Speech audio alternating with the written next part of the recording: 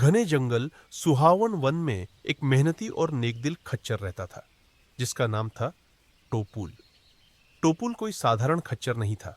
वह पूरे जंगल में एकमात्र ऐसा जीव था जिसे औषधियों और जड़ी बूटियों की गहरी समझ थी।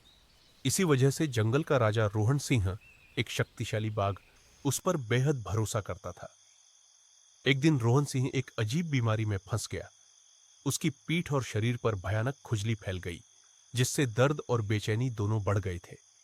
वह गुर्राते हुए बोला, टोपुल, तुम मेरे सबसे विश्वसनीय साथी हो। मैं चाहता हूं कि तुम ऐसी दवा लाओ जो मेरी यह तकलीफ दूर कर दे। और सुनो, यह बात किसी को पता नहीं चलनी चाहिए। अगर जंगल को पता चला कि राजा खुजली से परेशान है, तो मेरी इज्जत का क्या होगा?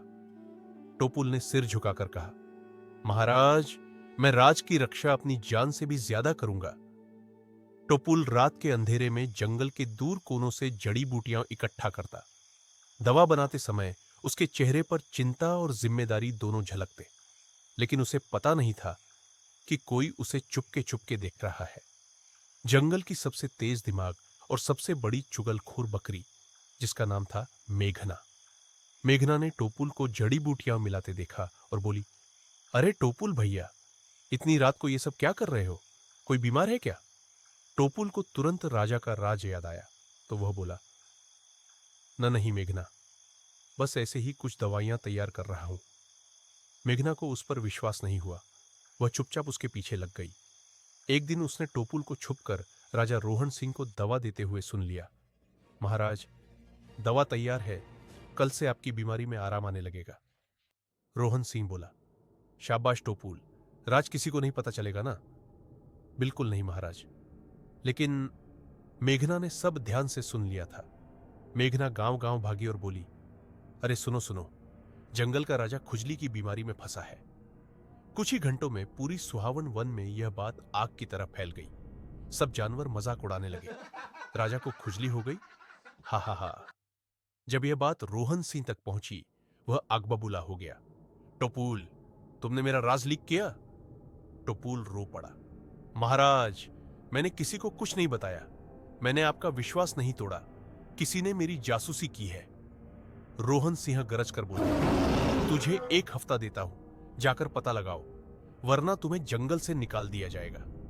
बेचारा टोपुल बहुत दुखी होकर एक पुराने बरगद के नीचे बैठ गया। उसने आसमान की ओर देखते हुए कहा, हे भाग्य देवी, मैंने राजा का साथ दिया, पर मुझ पर भरोसा नहीं रहा। तभी उसे पेड़ से एक रहस्यमय आवाज सुनाई दी, टोपुल, धैर्य रखो। पूर्णिमा की रात के बाद राजा रोहन सिंह की मृत्यु निश्चित है और सुहावन वन का अगला राजा तुम बनोगे। टोपुल हैरान हो गया, लेकिन उसे नहीं पता था कि पीछे झाड़ियों में मेघना सब सुन रही थी। वो तुरंत राजा रोहन सिंह के पास भागी, महाराज, मुझे मेरे पुरखों ने सपने में बताया है कि पूर्णिमा की रात आप मृत्यु को प्राप्त हो जाएंगे। राजा डर गया, क्या? मेरी मृत्यु? मेघना बोली, हां महाराज, लेकिन मैं आपकी सेवा करूंगी और आपको स्वर्ग मिलेगा। मेघना को लालच था कि राजा के बाद वह जंगल की रानी बन जाए। उसने फिर अफवाह फैला दी, सुहावन वन का अगला शासक मेघना होगी। जंगल के जानवर इकट्ठे हो गए, पर अगली सुबह राजा रोहन सिंह बिल्कुल स्वस्थ था। उसने गुस्से में दहाड़ लगाई, मेघना, तूने कहा था मैं मर जाऊंगा, अब मैं तुझे भेजता हूं स्वर्ग में। मेघना कांपने लगी, महाराज, यह सब टोपुल ने कहा था, उसी पेड़ ने उसे बताया था। राजा ने टोपुल को बुलाया, कहां है वो जादुई पेड़?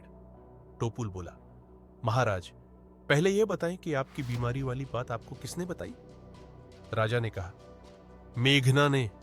टोपुल बोला, बस वही असली गुनहगार है, और जहां तक जादुई पेड़ की बात है, वो कोई जादुई पेड़ नहीं था। वह मेरा दोस्त उल्लू था, जो पेड़ में छिपकर आपकी परीक्षा ले रहा था। राजा दंग रह गया।